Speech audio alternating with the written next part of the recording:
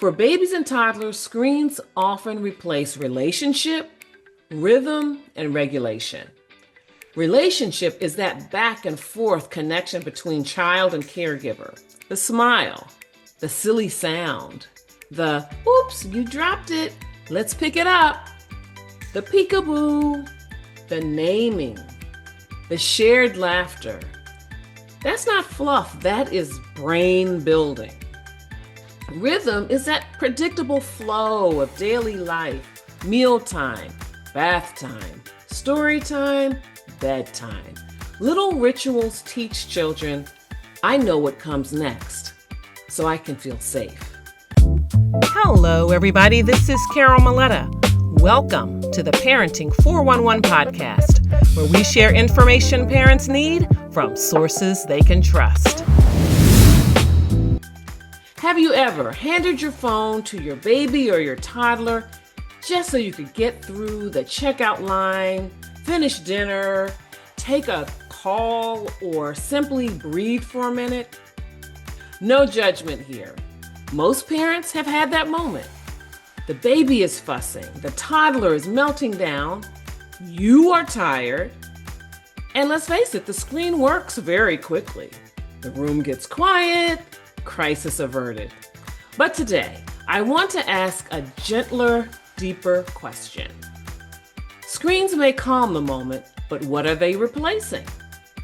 Welcome to the Parenting 411 podcast, where we deliver information parents need from sources they can trust. I'm Carol Maletta, your host, and today we're talking about a hot topic that is back in the spotlight, and that is screen time for babies and toddlers.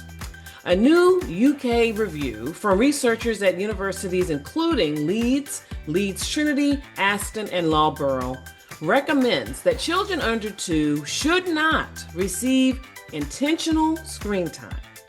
The researchers raised concerns about development, health, sleep, language, caregiver bonding, emotional regulation, and just long-term quality of life. They also made an important distinction between passive screen exposure and how it may be hard to avoid that in modern life, but adding deliberate, regular screen use for babies may compound risk without any meaningful benefit. Now, I want to say this clearly at the top. This is not an episode to shame parents, because parents are not the problem. Parents are exhausted, they're working, they're navigating grocery lines, remote work, childcare, long car rides, deep sleep deprivation, in a world where screens are everywhere. So today is not about guilt. It is about awareness. It is about asking, what does my child really need in this moment? And is the screen replacing something their little brain and body could really benefit from? So let's start with talking about why screens can feel so helpful in the moment. They grab attention.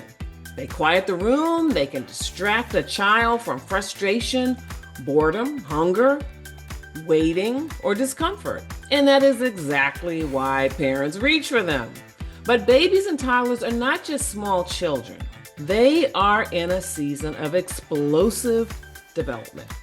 Their brains are learning through faces, voices, touch, movement, repetition, eye contact, babbling, pointing, crawling, climbing. They're pretending and just being responded to. That is why the replacement question matters so much right now. Because when a baby is watching a screen, what are they not doing? They may not be reaching for a toy. They may not be crawling around to reach a sound that they're hearing. They may not be watching your face.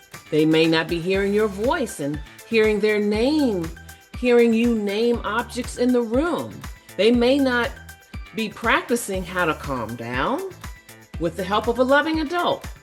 And those little moments add up. The UK review noted that screen time in the first 2 years can displace physical, gestural, and vocal interaction. The very interactions that support cognitive, motor, language, social, and emotional development. It also cautioned that screens can begin to take over roles traditionally held by caregivers, such as soothing, entertaining, and helping children learn how to regulate their emotions. Now, this is worth pausing for a moment because the goal is not simply less screen time. The goal is more of what babies and toddlers need most. So next, let's look at the 3 things that screens often replace. For babies and toddlers, screens often replace relationship, rhythm, and regulation. Relationship is that back and forth connection between child and caregiver. The smile, the silly sound, the oops, you dropped it, let's pick it up, the peekaboo, the naming, the shared laughter. That's not fluff, that is brain building. Rhythm is that predictable flow of daily life, mealtime, bath time, story time, bedtime. Little rituals teach children, I know what comes next, so I can feel safe. Regulation is that slow process of learning how to handle big feelings. A baby does not learn that alone. A toddler does not learn that by being entertained out of every hard moment.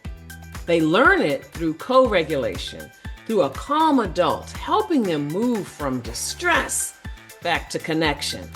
Now, that doesn't mean you have to be perfect. It means that when possible, we want the caregiver, not the device, to become the child's first place of comfort. Now, let's check in with reality here. There may be many times when a screen shows up. A video call with grandma, a long travel day, a medical appointment, a moment where you are at the end of your rope. The American Academy of Pediatrics notes that children under 2 learn best through exploring their world and interacting with adults and other children, and that when digital media is used with infants, it should not replace play, interaction, and other essential activities. They also point to video chatting with family as an example where a screen can be relational when an adult is present and helping the child understand what's happening. So the question is not, did a screen ever touch my child's life? The better question is this becoming a pattern? Is the screen becoming a babysitter at meals? Is it the pacifier whenever there's a tantrum? Is it the bedtime routine? Is it the default entertainment when you're in the car? The first tool we reach for when our child is bored? Because boredom is not always bad, remember. Waiting is not always harmful. And frustration is not always an emergency. Sometimes these are the very moments when children learn patience, how to use their language. They learn how to be creative, and they learn how to be flexible in their emotional response. So here's what you can do. Hey, Mama, I get it.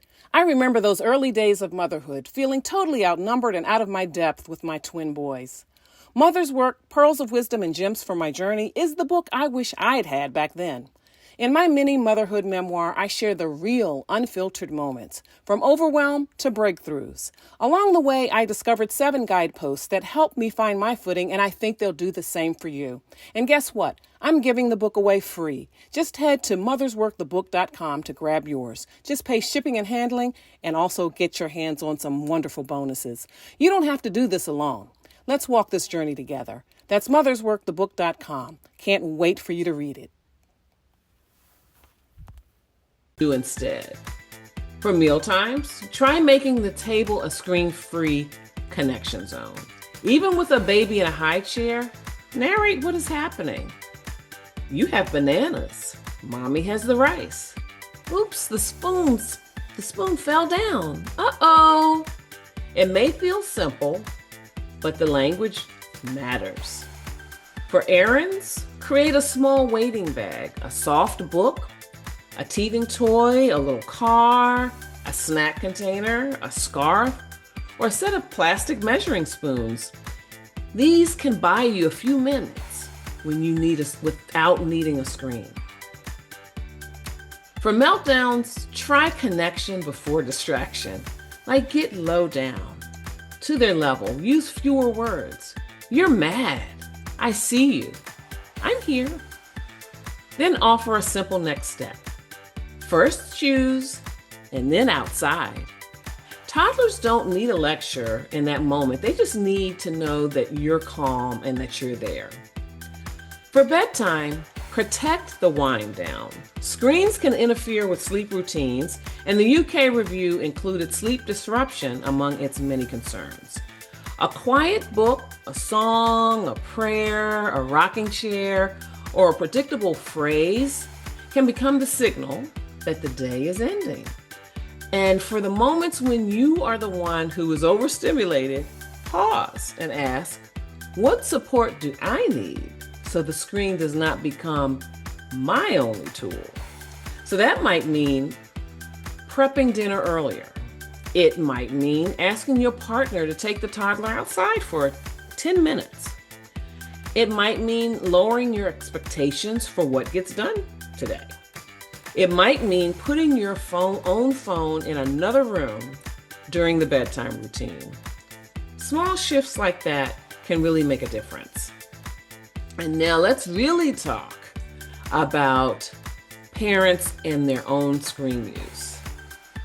The UK researchers noted that parent and caregiver screen habits are connected to baby screen exposure, while also emphasizing that parents should not be blamed because screens are just so woven into work, healthcare, communication, shopping, and everyday life. That's important. This is not pretending that we can live like phones don't exist. But babies are watching us. They notice what gets our eyes, what interrupts us. They notice whether our face lights up more for the phone or for them. Again, no shame, just awareness. One powerful practice is to create tiny phone-free anchors during the day. Not the whole day, just anchors. The first 10 minutes after pickup, the feeding time, the bedtime story, the walk around the block, the first few minutes after your baby wakes up. These small pockets of presence tell your child, you have my face, you have my voice, you have my attention. And for a baby or a toddler, that is everything. So here's what I definitely want you to take away. That the issue is not that screens are these magical villains. The issue is that babies and toddlers have developmental needs that screens simply can't meet. A screen can entertain, it can distract, it can quiet the moment, but a screen cannot delight in your child. It can't read their cues. It cannot repair after frustration. It can't hold them through their big feelings. And it can't teach them the warmth of human connection. That is what you do. And I want every parent listening to hear this. Your presence does not have to be perfect to be powerful. Your child does not need you to be flawless. They just need you to be responsive. A parent who notices. A parent who repairs and restores the situation. A parent who keeps learning. A parent who says, we can do this a little differently starting today. And for those of you who see parenting as both a responsibility and a calling, this conversation invites us back to stewardship. Not fear, not perfection, but stewardship. We are stewarding our children's early years, their attention, their rhythms, their sense of safety, their capacity for connection. And grace belongs here too. Because maybe you are hearing this and thinking, I have relied on screens more than I wanted to. Just take a breath. Conviction can guide us without crushing us. You can begin again. Tomorrow is another day.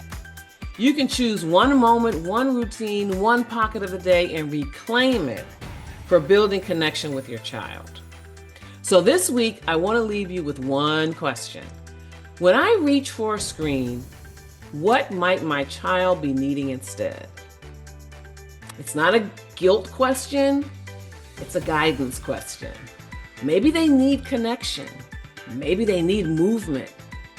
Maybe they need rest. Maybe they need food. Maybe they need a boundary, some clarity about your expectations. Maybe they need help calming down. And maybe they simply need to be near you. Again, screens may calm the moment, but our children are formed by what fills those moments again and again. So thank you for joining me on this episode of the Parenting 411 podcast. And remember, parenting is not about having all the answers. It is about being willing to grow, listen, and to lead our children with wisdom, love, and grace. Until next time, keep showing up. Your presence matters so much more than you know. And remember, it is never too late to be the parent you want to be. Can't wait to talk to you again next time. We bring you this episode for the purpose of information and entertainment only. It is not the intent or purpose of the Parenting 411 podcast or Carol Maletta to provide an exhaustive reference or guide on all aspects of parenting, child care, and family life.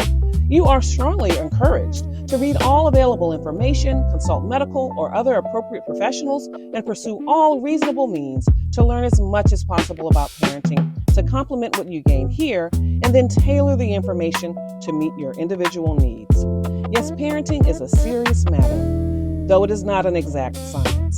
The context and insights offered in this and every episode represent an account of knowledge and personal experiences of the host and any featured guests for the viewers' and listeners' information and consideration. The host and guests do not guarantee to our viewers or listeners any specific parenting outcomes from this episode or taking actions described here.